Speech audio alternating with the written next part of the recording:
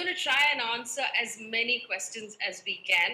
I've got a lot of questions from senior citizens who've been writing to me, talking about how difficult it is right now to live without maids, for example, for the next 21 days in this lockdown.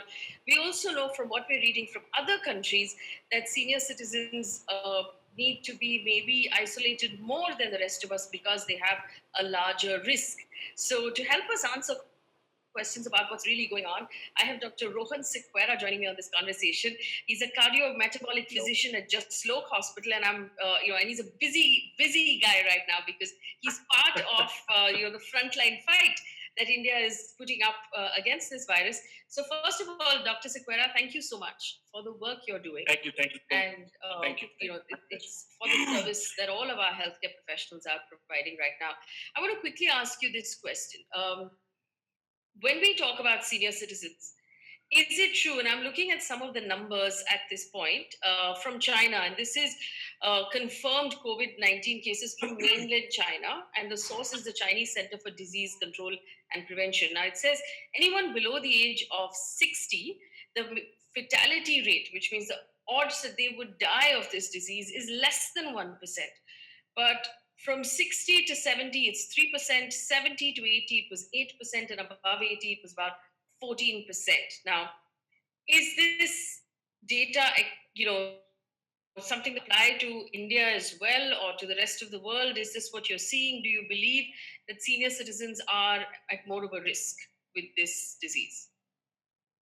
So, with any demographic, you look at any country's demographic, it is usually the senior citizens who usually have most of the disease profile patterns, and the same thing goes for infectious diseases as well. If you look at diabetes, you look at blood pressure, you look at the non-communicable diseases, the entire spectrum of non-communicable diseases, that also is towards the older generation. These people, because they already have some form of disease pattern in their life or the other, that makes them a little bit more prone for a communicable disease.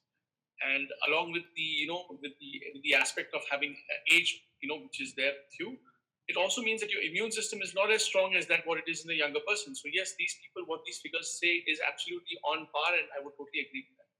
And the same thing holds for a country like India.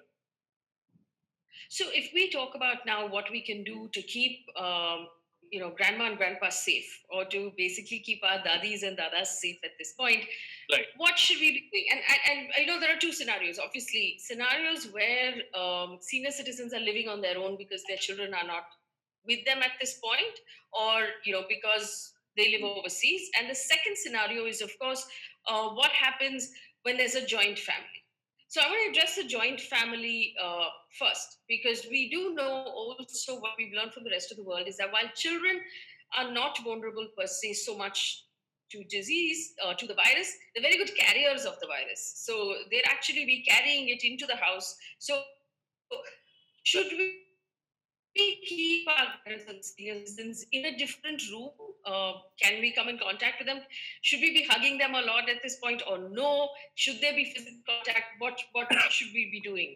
Grandparents and grandchildren have had this age-old connection, and I myself was brought up by my grandmother. So, the prospect of not being allowed to be with your grandparents at this point, when everybody's scared, they're tense, they're nervous, they're feeling isolated, lonely, very difficult decision to make.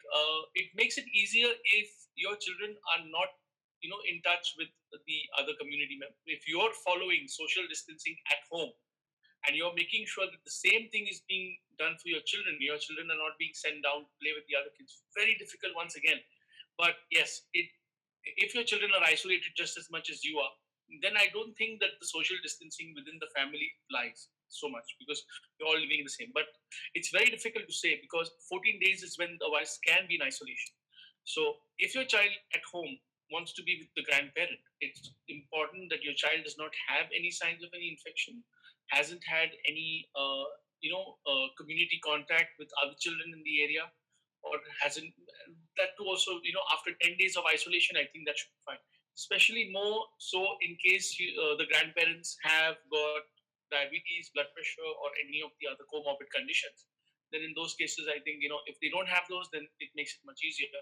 But yeah, I would say at least 1 week of distance from the grandparents, and then they can be with them.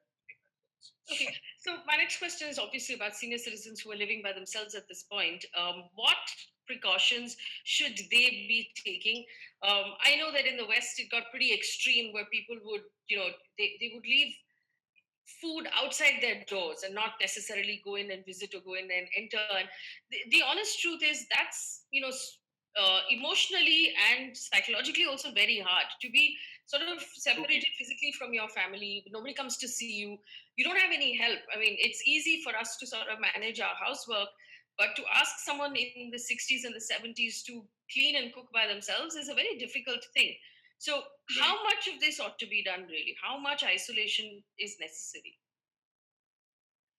Like I said once again, if you're living in a social unit and people, I don't think people in India would be so harsh, as to keep their parents out. I mean, at least we have that kind of a cultural background that we if your parents are staying with you, then obviously it's going No, to but be if they're living by themselves, or Dr. Sequeira, and if I have to drive across the city to see them, am I carrying a virus to them? Is should I be worried about that?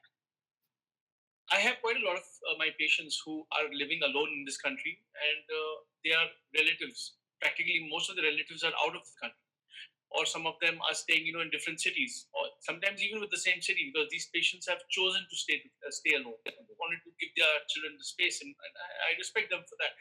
I think in this situation, your local community comes to your aid. Hmm. For example, if somebody's staying in an apartment complex, it's good if you as a child can talk to your neighbors and see if they can take care of your parents for you, Hmm. rather than you driving across the city to take care of them, which increases the chances of them getting infected. Okay. So maintaining social distance at the same time asking community to take care of your parents is something which people should really look for. I'm sure there's always a good Samaritan somewhere who take care of your parents. So I think that should be considered more than going there to be physically.